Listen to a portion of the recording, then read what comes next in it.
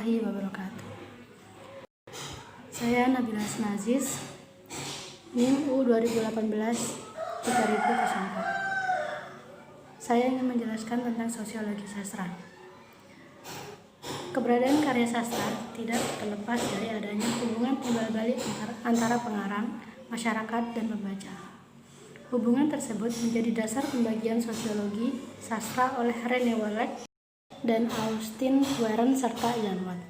Dalam bukunya Theory of Literature, Rene Wallach dan Austin Warren 1994 menawarkan adanya 3 jenis sosiologi sastra, yaitu 1.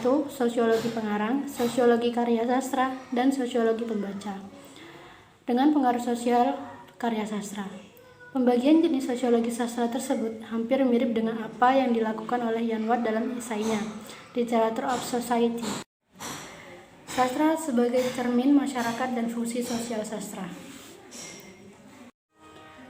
Yang pertama, sosiologi pengarang dapat dimaknai sebagai salah satu kajian sosiologi sastra yang memfokuskan perhatian pada pengarang sebagai pencipta karya sastra. Pengarang dianggap merupakan makhluk sosial yang terikat oleh status sosialnya dalam masyarakat. Ideologi yang dianutnya, posisi dalam masyarakat, juga hubungan dengan pembaca. Dalam penciptaan karya sastra, campur tangan penulis sangat menentukan. Realitas yang digambarkan dalam karya sastra ditentukan oleh pikiran penulisnya.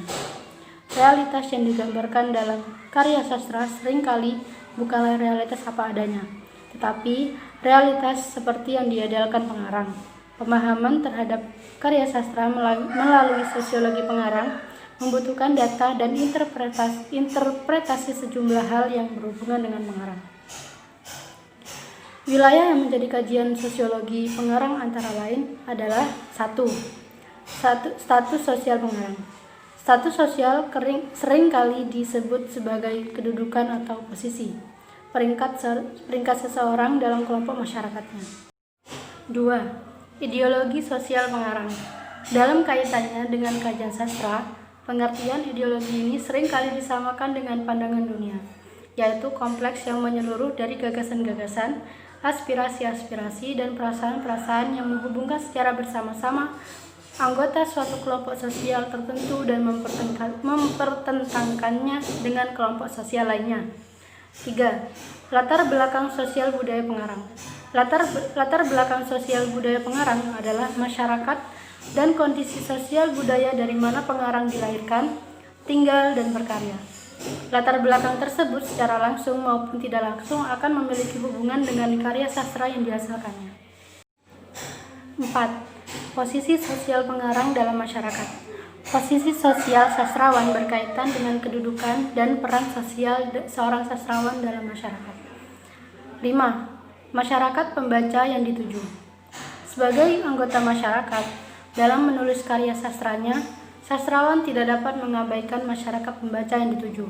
Agar karyanya dapat diterima masyarakat, maka sastrawan harus mempertimbangkan dan bahasa yang dipakai. 6. Mata pencaharian sastrawan. Dasar ekonomi produksi sastra. Tidak semua sastrawan bermata pencaharian dari aktivitas menulis semata-mata.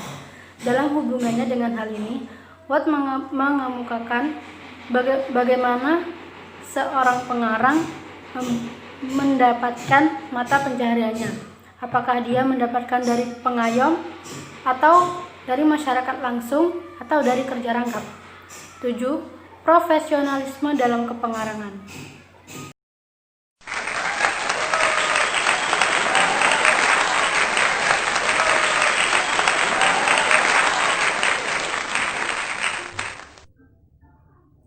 Assalamualaikum warahmatullahi wabarakatuh. Di sini saya akan sedikit memaparkan tentang sosiologi karya sastra.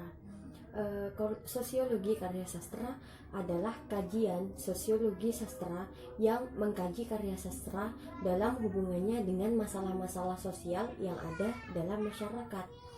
Sosiologi sastra ini berangkat dari teori mimesis Plato yang menganggap sastra sebagai tiruan dari kenyataan.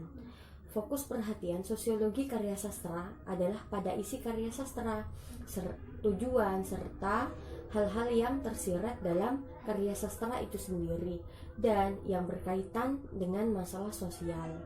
Kajian sosiologi karya sastra memiliki kecenderungan untuk tidak melihat karya sastra sebagai suatu keseluruhan, tetapi hanya tertarik kepada unsur sosial budaya yang ada dalam karya sastra. Kajian hanya mendasar pada isi cerita, tanpa mempersoalkan struktur karya sastra. Sosiologi karya sastra yang melihat karya sastra sebagai dokumen sosial budaya ditandai oleh beberapa hal. Yang pertama, unsur dalam karya sastra diambil terlepas dari hubungannya dengan unsur lain. Unsur tersebut secara langsung dihubungkan dengan suatu unsur sosial budaya karena karya itu hanya memindahkan unsur ke dalam dirinya. Yang kedua, pendekatan ini dapat mengambil citra tentang sesuatu, misalnya tentang perempuan, tentang laki-laki, orang asing, tradisi, dunia modern, dan lain-lain. Dalam suatu karya sastra atau dalam beberapa karya sastra yang mungkin dilihat dalam perspektif perkembangan. Yang ketiga, pendekatan ini dapat mengambil motif atau tema yang terdapat dalam karya sastra dalam hubungannya dengan kenyataan di luar karya sastra. Sekarang kita beralih pada sosiologi pembaca. Sosiologi pembaca merupakan salah satu model kajian sosiologi sastra yang memfokuskan perhatian kepada hubungan antara karya sastra dengan pembaca.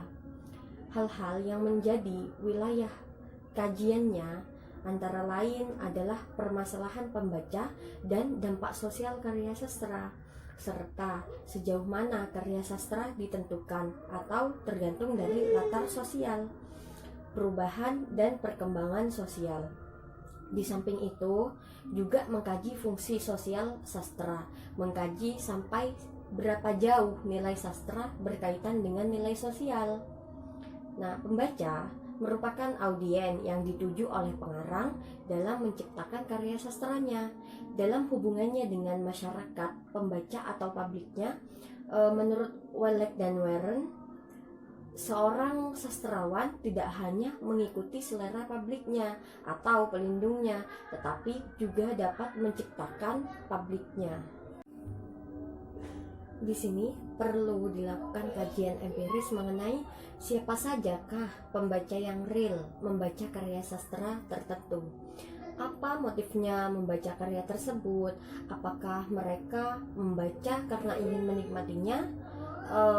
Atau membaca karena harus melakukan penelitian terhadap karya-karya tersebut, atau membaca karena harus memilih-milih karya tertentu untuk berbagai kepentingan. Perlu diteliti juga bagaimana para pembaca tersebut menilai dan menanggapi karya sastra yang telah dibacanya. Faktor-faktor apa sajakah ini secara sosiologis dan psikologis yang berpengaruh dalam menilai atau menanggapi karya sastranya. Sekian dari kami, semoga bermanfaat. Wassalamualaikum warahmatullahi wabarakatuh.